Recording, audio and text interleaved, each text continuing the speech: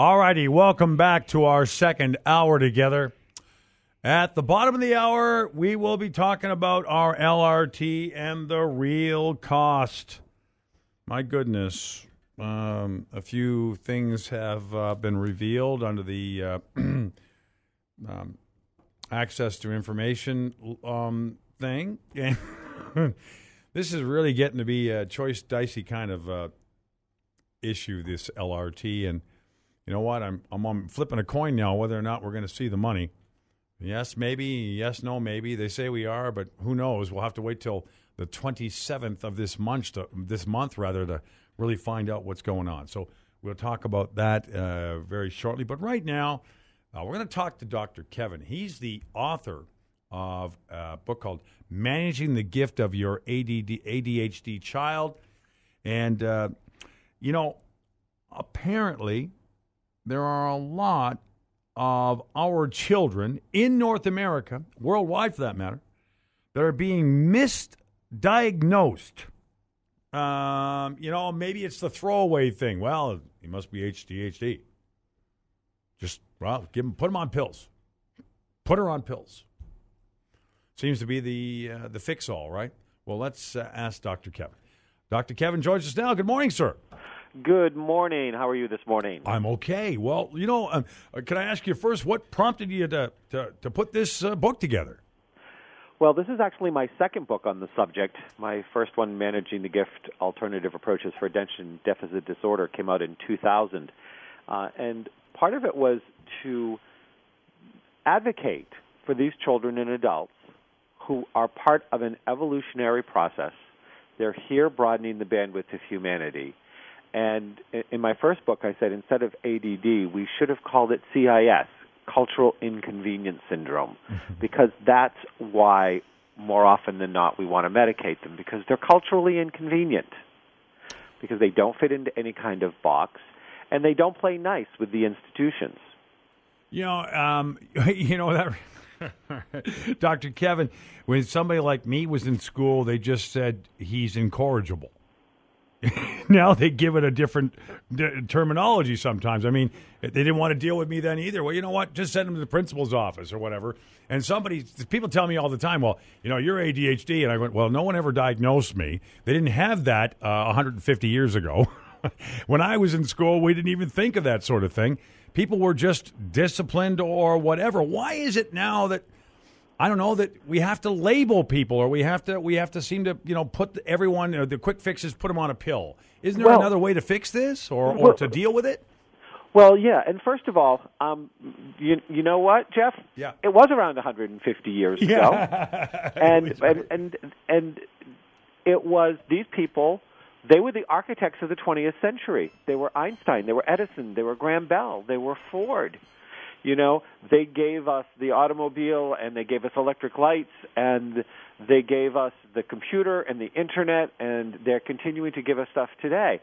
And back then, people like Edison was unsuitable for education and left at the age of 12 to go work on a train where he would go in every day, spend the day in the city at the library, and was reputed to have read the whole library before he started creating the first of his over 1,000 patents that he did, giving us many of our modern conveniences. Because back then, if a kid didn't, if you weren't going to fit in, go away. Yeah. But today we have this obsessive control by the institutions that we have to do it their way, and we have to do it in conditions that are not created for these kids. I mean, the school systems today do teach to the lowest common denominator often, and they are teaching to mediocrity. So what I'm hearing here is we're running our schools like assembly lines, and we should have some more individual departments, right? There's some people that just don't fit into the assembly line thinking, and they do much better outside of the let's call it the mainstream.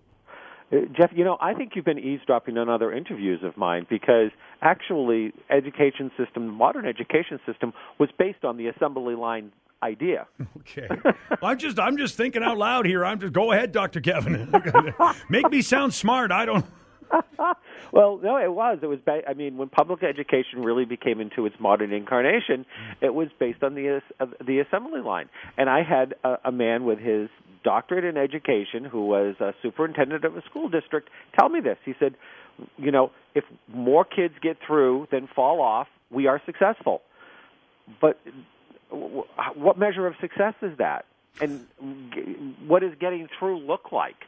I mean, is there any critical thinking skills that are being passed on these? Are they learning how to think independently? Are they learning how to challenge really how to think? No, it's a lot of it's memorization. I mean, I've called public education for years, the vomit system of learning. You shove it down their throat, and if they vomit it in the right order, you pat them on the head, kick them on the backsides, and push them forward. Are there any dangers, Dr. Kevin? I mean, obviously, whenever we talk about young people, and we say, well, don't drink and don't do drugs.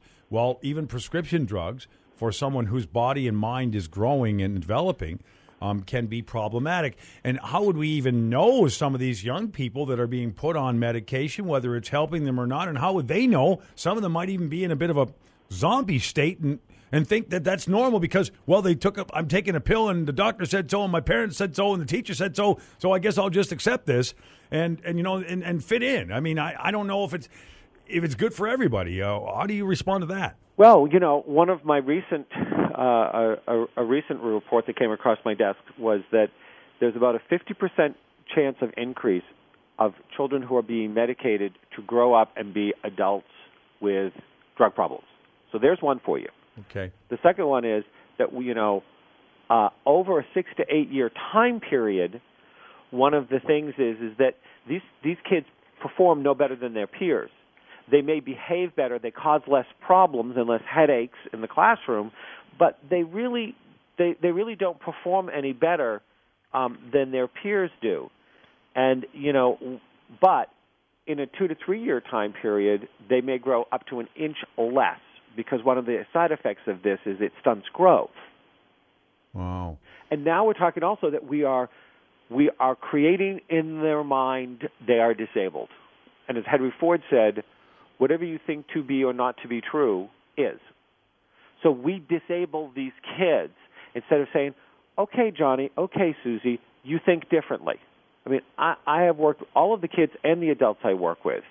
And I work with some very high-powered adults because ADD, ADHD kids that don't buy into the label and don't end up getting drugged up and dumbed down with the medication start businesses. In fact, I'm teaching at a business conference this week. They start businesses. They become self-made millionaires.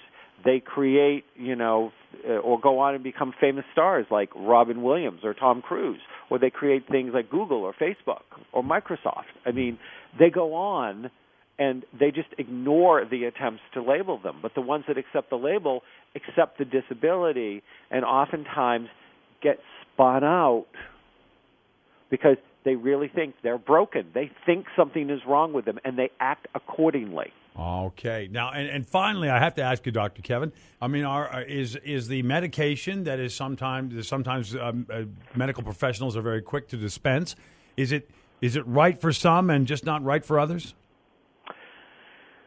That's a very fine line. Yeah. What I would say, I can never say that medication, and I'm not a medical doctor. Right. I can never say that medication is always wrong. That's out of my purview. What I believe is that we want to look and see what the medication does. It does improve memory, okay, so they can memorize better, but does not improve any way an overall understanding of the information. And so, and if you put in many other things in place, starting with shifts in diet, a change in parenting skills, a change in how we are educating and dealing with these kids, how we are disciplining those kids, then I think that you would find most, if not almost all the time, that it would not be necessary. But you know what? It takes a lot of time, a lot of commitment, and a lot of tenacity, and parents are forced to do daily advocacy until they can teach these kids to advocate for themselves, because public education and even the movement of laws and the way things are set up, on this side of the line in the North American continent is, the United States through Medicare programs and subsidy programs and even some states are actually, the laws are bullying and pushing and almost forcing parents to medicate. And I know that over here, one of the reasons that is that the number one lobbying group by $50, $60, $70 million last year, I'm not exactly sure what, but it was over 50, was Big Pharma. Pharmaceuticals sent over $200 million into Congress's pockets through lobbyists to make sure that this great big huge money grab is not going to go away in the near future. Oh, that says it all. Dr. Kevin, thank you so much for your time. We've got to run, and maybe we could talk about this again another time. Thank you so much, sir. Would love to be on. Thanks. All right, Dr. Kevin is the author of Managing the Gift of Your ADD-HD Child. Well, what do you say? Are we too quick to lay out the drugs? Hey, Doc, my kid's not paying attention. Well, I'll put him on this. My guest is saying that, in most cases, if really, you could do it without it. What do you think? This is 570 News.